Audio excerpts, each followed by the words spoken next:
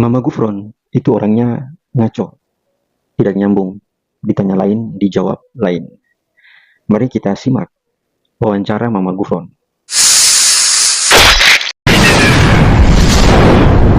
Berkaitan dengan kontroversi yang tadi Abah sebutkan, ini kan pernyataan yang kemarin ketika ceramah ya kepada jamaah, ini kan banyak menuai kontroversi. Ini bagaimana ini penjelasannya atau tanggapannya, Bah? Kalau kita pengen ngebentuk gotong royong, lihat ngaji semut. Semut itu punya rasa gotong royong karena bertasbih kepada Allah. Sekarang lari lagi kepada bahasa makoli. Kenapa bisa menyelamatkan corona? Semua daring, saya nangis, saya keliling itu bertahun-tahun. Keliling Indonesia sampai ngutang saya beras dibagikan kepada rakyat. Karena apa? Jangan sampai memojokkan pemerintah dan ulama harus terjun ke lapangan. Artinya makna yang disampaikan bahwa Abah ini bisa berkomunikasi dengan semut, maknanya adalah bagaimana supaya kita ini masyarakat untuk bisa bergotong royong layaknya apa yang dilakukan oleh semut begitu. Sekarang TV One. Kalau nggak ngaji semut, nggak ada TV One. Itu ilmu huruf loh. Betul atau tidak? Ada di daerah, ada di kota, ada di desa, sampai ke pusat. Itu gotong royong siapa? Kalau nggak disertai dengan perjalanan semut. Betul nggak?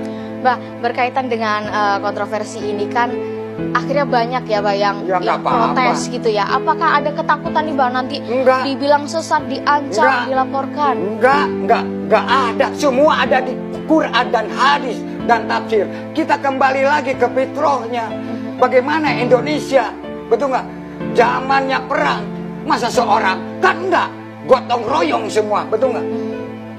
Kalau berkaitan dengan panggilan video dengan malaikat, itu tanggapannya seperti apa itu Bah? Sekarang kita masalah berbincang-bincang dengan malaikat. Kita sholat duhur, asar, maghrib, isya, subuh berdialog dengan siapa? Betul atau tidak? Dengan Tuhan ya. Iya. Semua mati bakal kembali kepada Allah. Betul nggak? Ia mengatakan TV One tanpa bahasa semut itu tidak jadi apa-apa karena berkat bahasa semut ya TV One jadi seperti itu. Dan ia mengatakan semua itu dari Al-Quran, hadis, dan tafsir. Padahal jawabannya semua itu tidak nyambung, tidak logis, tidak masuk akal. Akan tetapi wawancara itu mungkin paham atau tidak, ia mengiyakan saja. Wawancara itu mengatakan, apakah betul Anda berbicara dengan malaikat? Si Gufron langsung mengatakan, sholat 5 waktu itu kita berdialog dengan siapa? Ia berpikir kalau sholat 5 waktu itu kita berdialog dengan malaikat. Di situ kan kita berdoa, kita meminta kepada Allah, bukan kepada malaikat. Jadi Gufron, Anda itu terlalu sesat dalam pemikiran. Anda tinggal di pesantren, tapi pemikiran Anda itu seperti orang yang tidak berpendidikan, tidak berpengetahuan dalam agama Islam. Seperti itu. Ada kritikan dari salah satu syekh. Kemudian Nabi Musa juga bahasa Ibrani, pakai bahasa Ibri. Sementara Nabi Isa itu berbicara dengan bahasa Suryani. Tapi bukan yang makoli-makoli itu ya, itu bukan.